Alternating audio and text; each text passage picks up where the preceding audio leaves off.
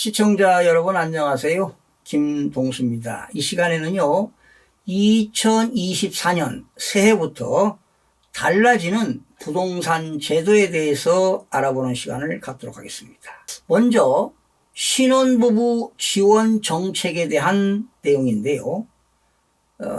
바로 이 내용은 상속세 및 증여세법 개정으로 올해부터 혼인, 출산, 증여산 공제 제도를 도입했습니다. 즉 신혼부부가 증여세 부담 없이 양가에서, 그러니까 신랑 신부 양쪽 부모가 되겠죠.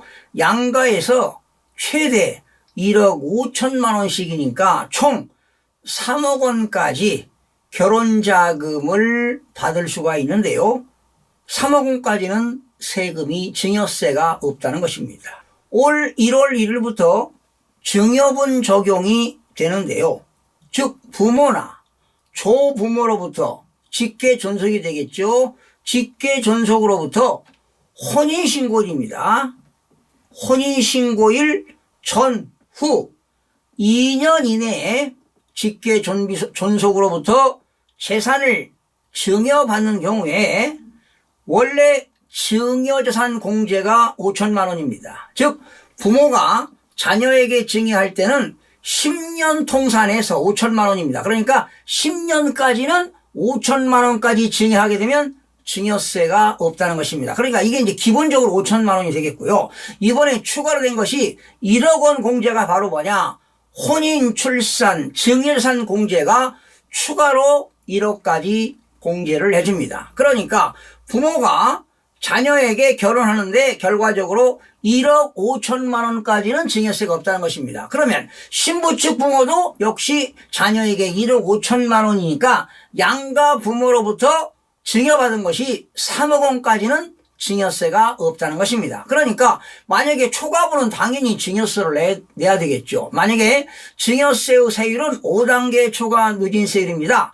증여세 과표가 1억 원 이하일 때는 10%, 1억에서 5억은 증여세가 20%가 되겠는데 결과적으로 3억까지는 양부모로부터 받는 금액이 3억까지는 증여세가 없다 이렇게 보시면 되겠습니다. 그런데 자 결혼을 하기 위해서 이제 증여산 공제를 양부모로부터 3억을 공제받았는데 공제받은 후에 약혼자의 사망 등 부득이한 사유가 발생해서 결혼을 할 수가 없게 됐다는 겁니다. 그럴 때 해당 증여재산을 그 사유가 발생한 날의 말일부터 3개월 이내에, 즉 증여자입니다. 재산을 준 증여자에게 수중자가 반환하는 경우는 처음부터 증여가 없는 것으로 본다는 것도 참고로 알아두시기 바랍니다. 자, 두 번째입니다. 이제 2024년 상반기가 되겠는데 상반기는 6월 말까지가 되겠죠. 상반기 중에는 신혼부부 특별 공제 개별 신청도 허용될 것으로 전망이 됩니다. 자, 이 말은 결과적으로 신혼부부가 주택 청약 횟수가 1이 아니라 부부 합산 1회였었죠. 그러나 이제는 부부가 각각 1회입니다. 결과적으로 2회로 늘리겠다는 것입니다. 그러면 신혼부부가 만약에 중복으로 당첨이 되면 어떻게 할 거냐? 먼저 신청한 것을 당첨으로 인정해 주기 때문에 청약 기회가 2번 주어지게 되는 셈이 되는 것입니다. 그러니까 중복 당첨이 됐다면 먼저 당첨받은 것을 분양하면 된다 이런 얘기입니다. 또한 임신과 동시에 결혼을 계획한 예비 신혼부부입니다. 그러니까 결혼하기 전에 임신이 됐습니다. 그렇다면 예비 신혼부부라면 한 사람은 신생아 특별 공급에, 그리고 다른 한 사람은 신혼부부 특별 공급에 청약을 넣을 수도 있습니다. 자, 세 번째입니다. 신생아 출산 가구 지원 정책이 되겠습니다. 올 1월부터입니다. 1월 1일부터 신생아 출산 가구에 주택을 구입하고 전세자금을 마련하는 데 있어서 자금융자가 싼 이자로 지원이 됩니다. 대출 신청일 기준입니다. 대출 신청일 기준 2년 이내에 출산한 무주택 가구가 대상이 됩니다. 그런데 지난해 2023년 출생아부터 혼인 여부에 관계없이 적용이 된다는 것입니다. 그러니까 2023년도에 출생한 경우도 혜택이 주어진다는 겁니다. 그러면 어느 정도 혜택이 있느냐? 주택 구입 자금 대출의 경우는 주택 가격이 9억 원 이하이고요. 그리고 자산은 5억 6천만 원 이하이고, 그리고 부부 합산 연소득이 1억 3천만 원 이하인 조건을 충족하게 되면 이율이 연 1.6에서 많게는 3.3% 금리로 최대 5억 원까지 대출을 받을 수 있습니다. 그러니까 5억 원까지 저금리로 대출을 받을 수 있다는 것입니다. 또한 전세자금 대출은요, 자산이 3억 6,100만 원 이하, 그리고 연소득이 1억 3천만 원 이하가 조건이 되는데요. 이때는 연이율 1 더 쌉니다. 1.1에서 많게는 3.0% 금리로 최대 3억 원까지 빌려주게 됩니다. 단 수도권은 보증금이 5억 원 이하이고 지방은 4억 원 이하인 주택이어야만이 이렇게 저금리로 대출을 받을 수가 있습니다. 자, 5월입니다. 올 5월부터는 신생아 특별공급제도가 도입이 됩니다. 역시 혼인 여부와 관계없이 혜택을 받을 수가 있습니다. 정부는 이를 위해 연 7만 가구 수준의 공공 민간주택을 공급하기로 했습니다. 공공 분양은 연 3만 가구의 경우 입주자 모집 공고일 기준입니다.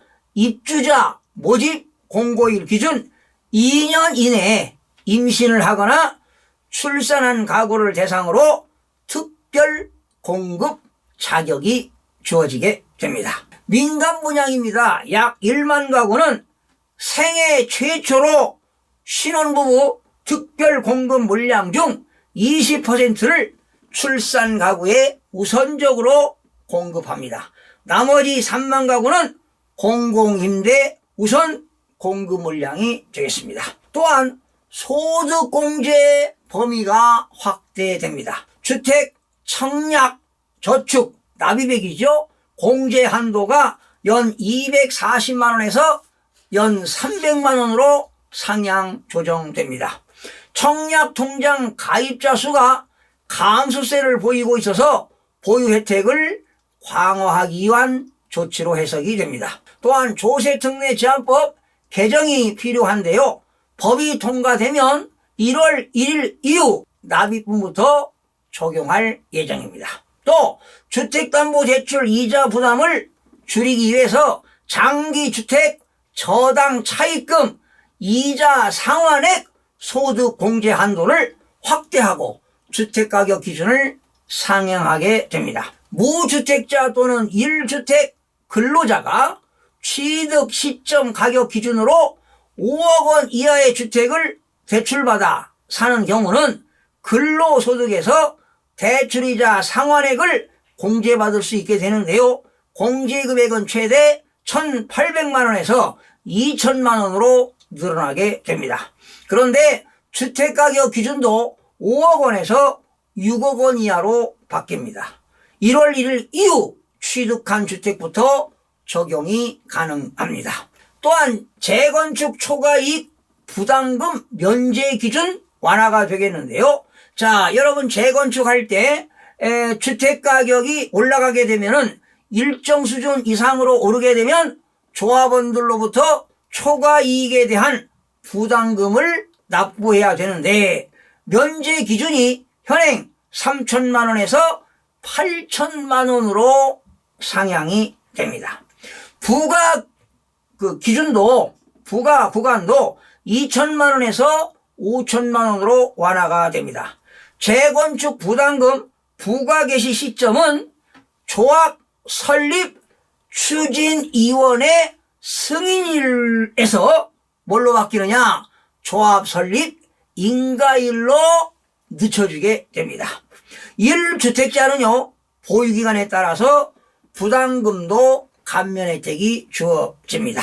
해마다 새해가 바뀌면 부동산 그 제도가 규제를 하든 규제를 완화하든 많은 내용이 방대하게 나오는데요.